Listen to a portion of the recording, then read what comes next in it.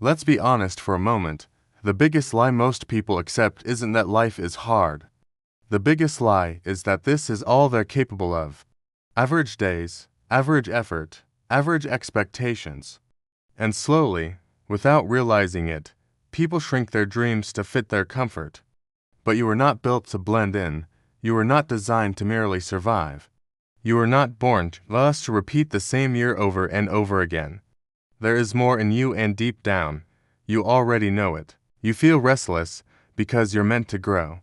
That nagging feeling you get, that quiet dissatisfaction, that sense that something is missing. That's not negativity. That's not a weakness.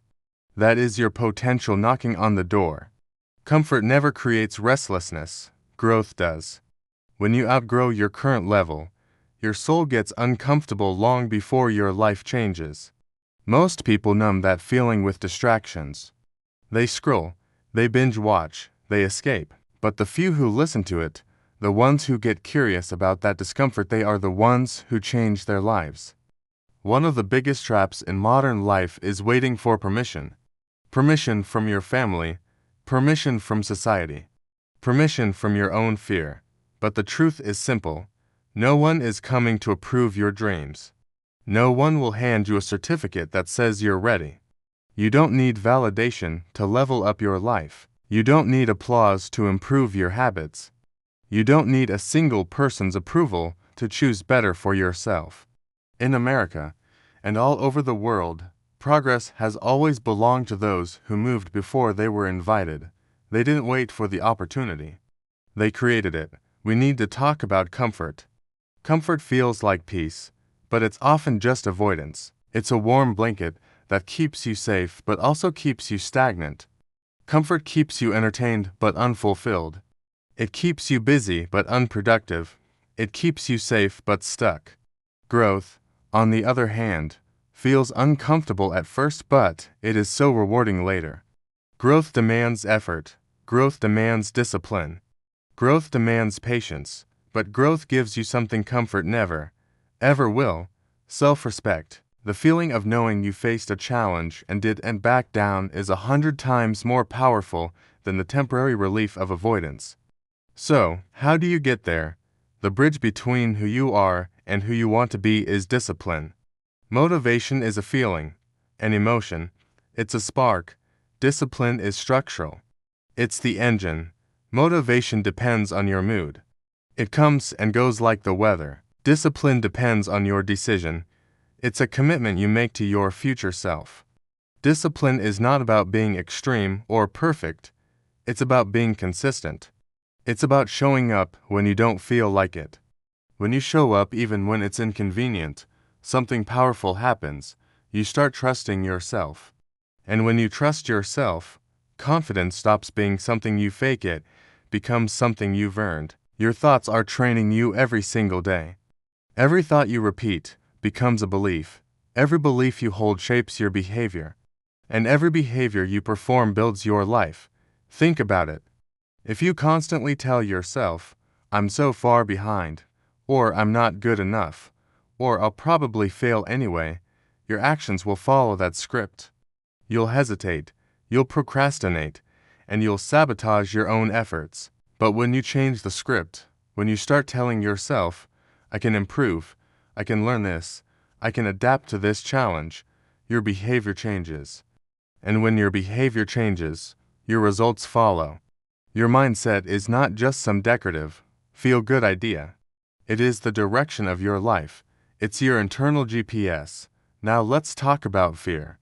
Fear gets a bad reputation, but it's not a stop sign, it's a directional signal. Fear doesn't show up when you're wasting your life on the couch. Fear shows up when you're stepping into something meaningful. Fear appears when you raise your standards for yourself, when you challenge old habits that have been holding you back, and when you risk becoming more than you are right now. Fear means you are leaving the familiar behind. You're on the edge of your comfort zone, and that's exactly where growth happens. The goal is not to eliminate fear, it's to move anyway. Courage isn't the absence of fear, it's acting in spite of it. Courage is built in motion, not in comfort, and that brings us to consistency. Consistency is what separates dreams from reality. Talent gets attention. It's flashy. It's impressive. But consistency gets results. It's quiet. It's methodical. And it's unstoppable. Most people quit not because their goal is impossible, but because it's uncomfortable to be consistent when results aren't immediate. They expect fast results from slow, inconsistent effort. They expect to feel confident without putting in the work to build evidence of their capabilities. But success compounds quietly. One disciplined day doesn't change your life, but 300 disciplined days that will absolutely transform it. Your job is to stay in the game longer than your doubt expects you to. Look at your environment honestly, the conversations you hear every day, the content you consume online, the habits that feel normal among your friends. Your environment is either programming you forward or holding you back. It teaches you what's acceptable. If laziness and complaining are tolerated, then growth and discipline will feel strange and out of place. But if discipline and progress are respected and encouraged, then progress starts to feel natural. You become the average of the people and the information you surround yourself with.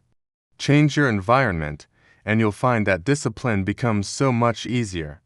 If you're stuck, the cure is action. Action is the cure for overthinking. Overthinking feels smart, it feels productive, but it's often just fear wearing a clever disguise. It's analysis paralysis. You don't think your way into clarity, you act your way into it. Action reduces fear because it proves you can handle things. Action builds real confidence. Action creates momentum. You don't need the full, perfect, 10-year plan. You just need the first step. What is one small thing you can do right now? And please, hear this, you are not late. You are just beginning. Comparison is a liar. Someone else's success does not delay yours. Someone else's timeline does not define yours. The only real mistake is refusing to start because you think you're behind. Start now. Start imperfectly. Start scared. But please, just start. These ordinary days are what decide extraordinary futures. Success isn't built in one loud, dramatic moment. It's built quietly, in the daily choices, waking up when it's hard, choosing discipline over excuses, showing up again and again and again. Your future is shaped by what you do repeatedly, not what you do occasionally. So, let me say it one more time. You are not average, so stop living like you are. Stop shrinking your goals to fit your current reality. Stop waiting for confidence to fall out of the sky. Stop underestimating your incredible ability to change. You don't need a miracle, you just need a decision. And that decision, to stop accepting average and start building something more, can be made today. It can be made right now. Thank you for watching.